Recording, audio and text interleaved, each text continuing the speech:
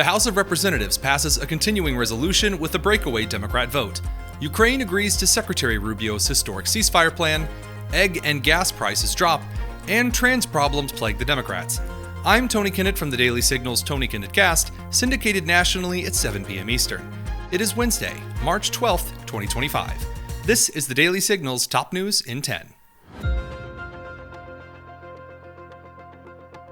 The Republican House of Representatives narrowly avoided condemnation and responsibility of an expected government shutdown on Friday by passing a continuing resolution with 217 votes in the affirmative to 213 against, which funds the federal government through September, and then passing that bill over to Senate. Despite the Republican majority, the Democrats will have the opportunity to filibuster this. There's a 60-vote threshold that is needed, and Democrats have been singing high and low about these expected funding cuts in the continuing resolution for things like Medicare, Medicaid, Social Security. Here's Speaker Johnson addressing that particular bit of information. They either have an issue with reading comprehension, or they are attempting to run one of the most shameful misinformation campaigns that we've ever seen in our lives. We filed that the CR, the continuing resolution, on Saturday, and as was noted, they had already come out panning the bill that literally had not yet been seen. They said, quote, this is the House Democrat leadership team's statement on Friday. Remember, the bill was filed on Saturday afternoon. On Friday, they said, quote, Republicans have decided to introduce a partisan continuing resolution that threatens to cut funding for health care, nutritional assistance, and veterans benefits through the end of the year.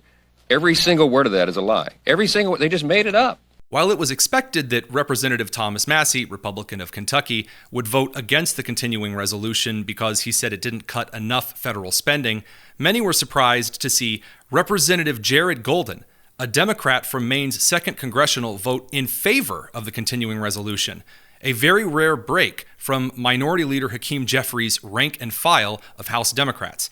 And Representative Golden, after quite a bit of criticism, released an online statement on X, a thread explaining why he voted in favor of the continuing resolution. He said, quote, I just voted to pass a continuing resolution and avoid a government shutdown. Here's a short thread to explain why. This CR is not perfect, but a shutdown would be even worse.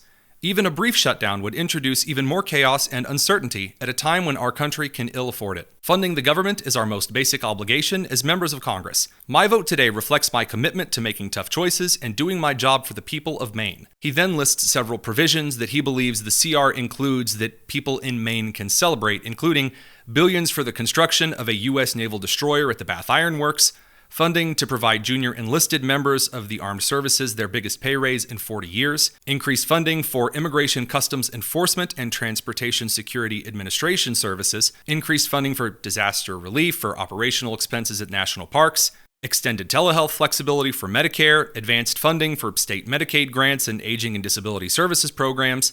He then finishes by clipping back at House Democrats.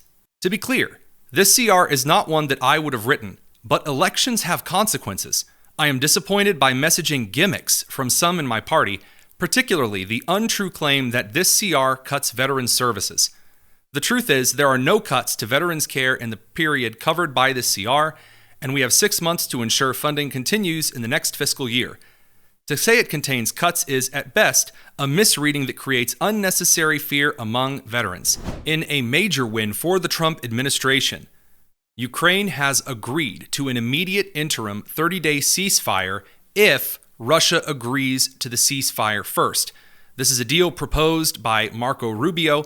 The United States, upon Ukraine's agreement to this proposed ceasefire, immediately lifted the pause on intelligence sharing and looks to restart security assistance to Ukraine were the ceasefire to take place. Rubio stated, the best goodwill gesture the Russians can provide is to say yes to the offer that the Ukrainians have made to stop the shooting, to stop the fighting, and to get to the table.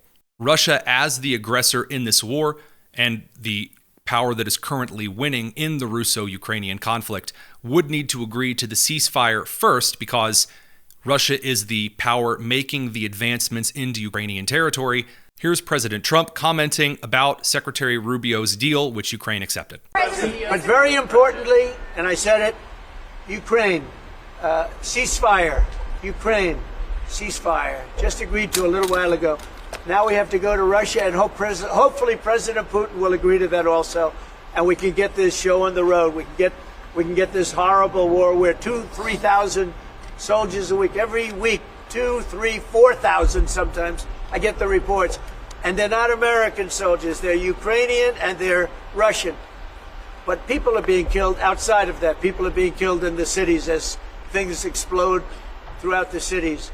And we want to get that war over with. So I think it's a very big, I think it's a big difference between the last visit you saw at the Oval Office and this. So that's a total ceasefire. Ukraine has agreed to it, and hopefully Russia will agree to it. We're going to meet with them later on today and tomorrow, and hopefully we'll be able to wipe out a deal. But I think the ceasefire is very important. If we can get Russia to do it, that'll be great. If we can't, we just keep going on and people are going to get killed. Lots of people. Meanwhile, economic statistics indicate that egg prices per dozen, as well as the annual national average cost of gas per gallon, are dropping in the United States. Right now, the average price for a dozen eggs in the United States has dipped down to $6.37-ish cents. This is down from the high of over $8 a dozen eggs back at the beginning of March. Additionally, the annual national average cost of gas per gallon is at its lowest since 2021, currently sitting at just $3.09 a gallon, which is down from its high over the last 4 years at $3.98 a gallon back in 2022. Despite the chaotic news cycle regarding both the economy and international situations, Democrats appear to have their PR sights set on LGBTQ+ issues, specifically trans activism. Bernie Sanders, senator from Vermont, in his Stop the Oligarchy series of rallies across the country, stopped in Kenosha to do one of his anti-capitalist rallies and opened with a male singer going by the name of Laura Jane Grace, singing a rather perverse and blasphemous song that received quite a bit of scorn.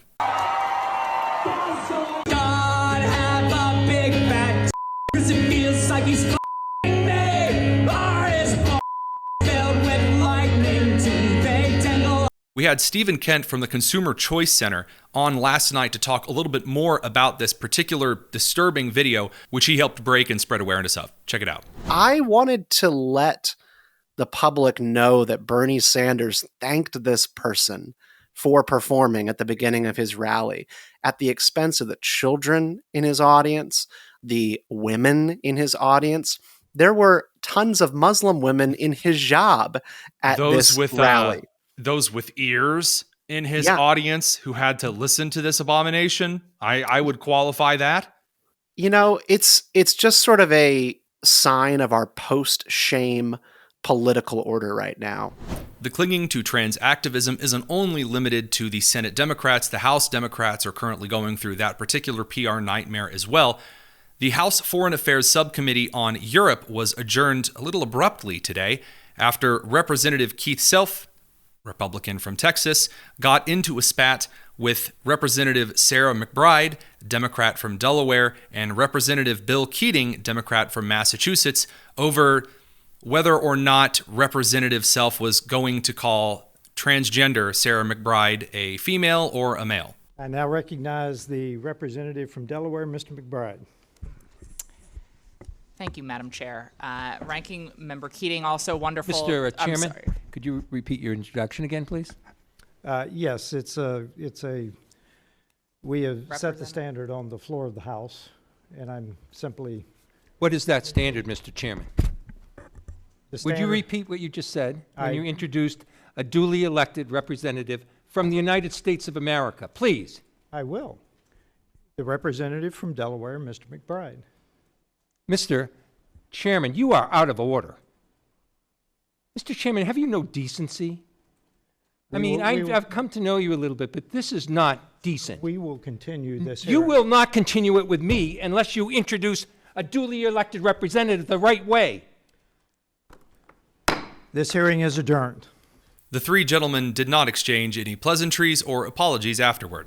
Before you go, check the description below for the full interview with Stephen Kent, and join us tonight at 7 p.m. Eastern for a deep dive on the inflation numbers, the Consumer Price Index, and tariffs with E.J. Antony of the Heritage Foundation. I'm Tony Kinnett, and this has been the Daily Signal's Top News in 10. Take care.